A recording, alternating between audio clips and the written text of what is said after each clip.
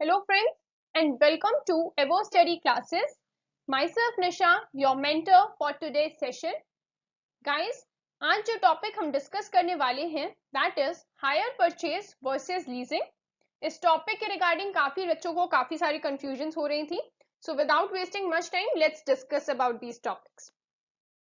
Guys, before moving ahead, ever study आप लोगों की परफॉर्मेंस, आप लोगों की प्रिपरेशन को बूस्ट करने के लिए कुछ कोर्सेज ऑफर कर रहा है. That is courses for PGT commerce examinations and for other commerce examinations. आप इन सारे कोर्सेज की डिटेल्स डायरेक्टली हमारी वेबसाइट पर जाकर चेक कर सकते हैं. तो गाइस, हम लोग सबसे पहले हायर परचेज डिस्कस कर लेते हैं. हायर परचेज बेसिकली एक अग्रीमेंट होता है जो कि बायर और सेलर के बीच में किया जाता है अग्रीमेंट. इस अग्रीमेंट के बेस पर क्या होता है कि कोई भी बायर अगर कोई भी एसेट को परचेज करना चाहता है तो उस केस में वो इंस्टॉलमेंट्स का यूज करता है. ठीक है, और वहां पर हमारा हायर परचेज पिक्चर में आता है. तो इंस्टॉलमेंट्स की जब बात होगी तो बायर ने गुड्स को परचेज तो इमीडिएटली कर लिया फ्रॉम द सेलर, बट उसे प्रॉपर पूरी पेमेंट नहीं दी. हमने उसे बोला कि हम उसे इंस्टॉलमेंट में पे करेंगे.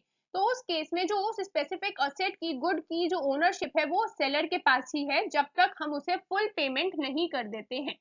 राइट, अगर बाई चांस बायर डिफॉल्ट कर गया पेमेंट करने में तो सेलर के पास राइट है कि वो उस स्पेसिफिक असेट को वापस अपने पास ले सकता है. नेक्स्ट, सेलर के पास ओनरशिप होने की वजह से कुछ स्पेसिफिक राइट्स उसे मिल जाते हैं, कुछ स्पेसिफिक बेनिफिट्स उसे मिल जाते हैं जो वो क्लेम कर सकता है. कौन सा benefit?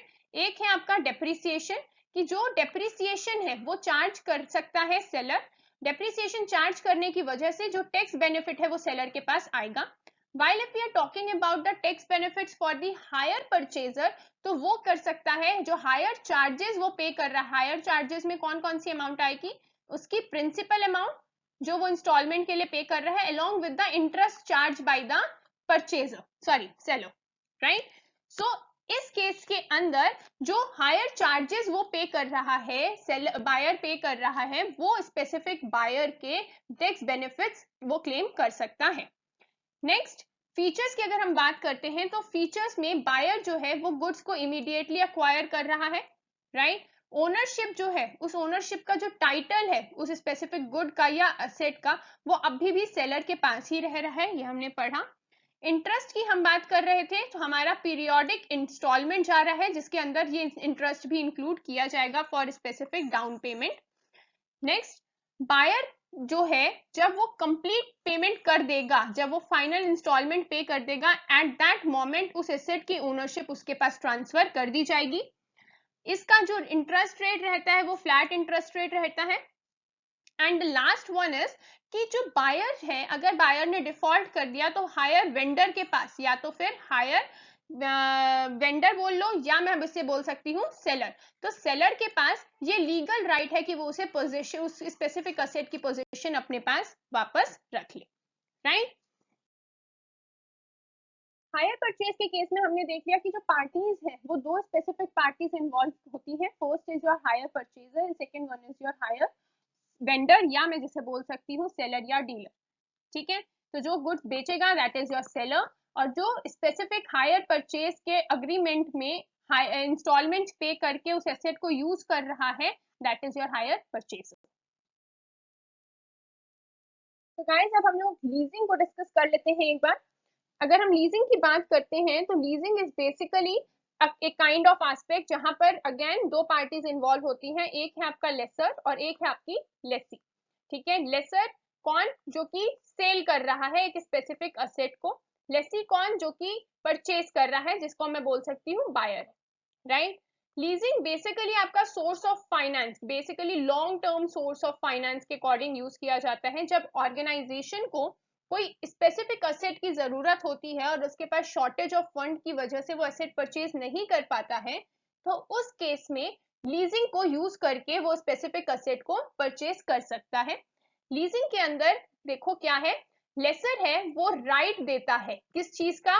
Right to use the asset. किसको यूज करना है? असेट को यूज करना है. ये राइट वो लेसी को दे रहा है in exchange for adequate consideration, और इस कंसिडरेशन को हम यहाँ रेंटल वैल्यू बोलते हैं. इस अग्रीमेंट के अंदर एक पार्टी जिसको हम लेसर बोल रहे हैं वो बाय करता है सबसे पहले मार्केट में से एसेट को, और उसके बाद grants it's use by another party for a definite term. तो एक स्पेसिफिक पीरियड के लिए लेसी को यूज करने के लिए वो एसेट को दे देता है जो उसने मार्केट से परचेज किया होता है। लीजिंग को हमारा अकाउंटिंग स्टैंडर्ड 19 गवर्न करता है, उनकी पॉलिसीज को फ्रेम आउट करता है।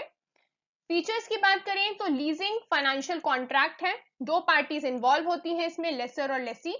इसके अंदर कुछ ऐसे इक्विपमेंट्स परचेज किए जाते हैं सबसे पहले लेसर के through from the market, and उसके बाद उस स्पेसिफिक असेट का राइट टू यूज जो है वो लेसी को प्रोवाइड कर दिया जाता है, और उसके पास सिर्फ पोजेशन होती है, ओनरशिप नहीं होती है। ये जो लीजिंग का कॉन्ट्रैक्ट होता है ये स्पेसिफिक पीरियड के लिए होता है। जिस कंसिडरेशन की हम बात करते हैं जो लेसी लेसर को देता है वो लीज रेंटल के टर्म्स में हम बोलते हैं कि वो कंसिडरेशन क्या है, लीज रेंटल है। और अगेन जैसे हायर परचेज में कुछ बेनिफिट्स मिल रहे थे वैसे ही यहाँ पर जो लेसर है हमारा, उस लेसर को डेप्रिसिएशन और इनकम टैक्स बेनिफिट्स यहाँ पर भी मिलेंगे, राइट। आई होप कि अभी तक आप लोगों को हायर परचेज और लीजिंग का बेसिक डिफरेंस जो है वो समझ में आया होगा। यहाँ पर थोड़ा सा ब्रीफली फटाफट से डिस्कस कर लेते हैं इनके डिफरेंसेस को।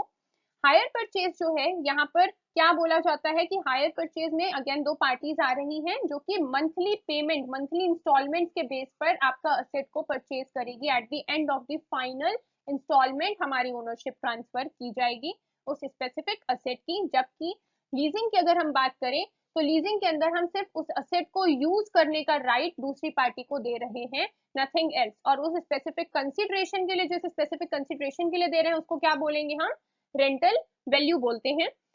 हायर परचेज की अगर हम बात करते हैं तो हायर परचेज में एज सच कोई स्पेसिफिक अकाउंटिंग स्टैंडर्ड नहीं होता जो गवर्न करे हायर परचेज को। While if we are talking about leasing, तो लीजिंग में अकाउंटिंग स्टैंडर्ड 19 होता है जो गवर्न करता है लीजिंग को।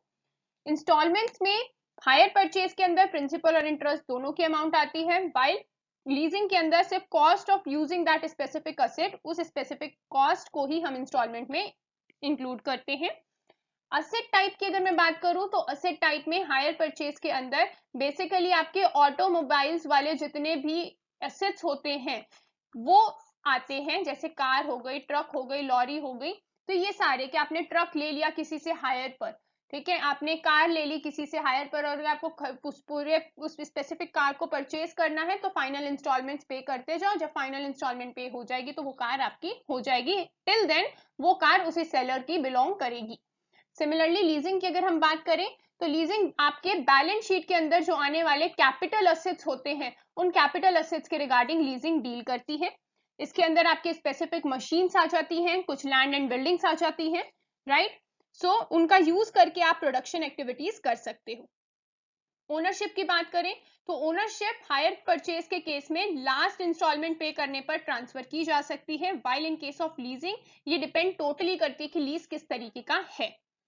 रिपेयर एंड मेंटेनेंस की बात करें तो रिपेयर एंड मेंटेनेंस में हायर परचेजर जो है हमारा, वो सारी की सारी रिस्पॉन्सिबिलिटी उसकी होती है कि मेंटेन और रिपेयर करके वो रखेगा, सारे खर्चे वो बियर करेगा। While again it's in case of leasing ये टाइप ऑफ लीज पर डिपेंड करती है। ड्यूरेशन की अगर मैं बात करूं तो ड्यूरेशन शॉर्ट टर्म और लीजिंग की ड्यूरेशन लॉन्ग टर्म होती है, राइट। तो गाइस यहाँ पर आप लोगों के सामने एक प्रैक्टिस क्वेश्चन है रिलेटेड टू लीजिंग। इस स्पेसिफिक क्वेश्चन का आंसर आपको इस स्पेसिफिक वीडियो के कमेंट सेक्शन में देना है, right. So thank you so much guys. अगर आपको हमारी ये वीडियो पसंद आई है तो इसे लाइक करें, हमारे चैनल को सब्सक्राइब करें और अपने फ्रेंड्स के साथ इस वीडियो को शेयर करें। ऑल्सो अगर आपके पास कोई सब्जेक्ट रिलेटेड क्वेरी है तो आप हमारे ईमेल के थ्रू या हमारे टेलीग्राम ग्रुप के थ्रू हमें कांटेक्ट कर सकते हैं।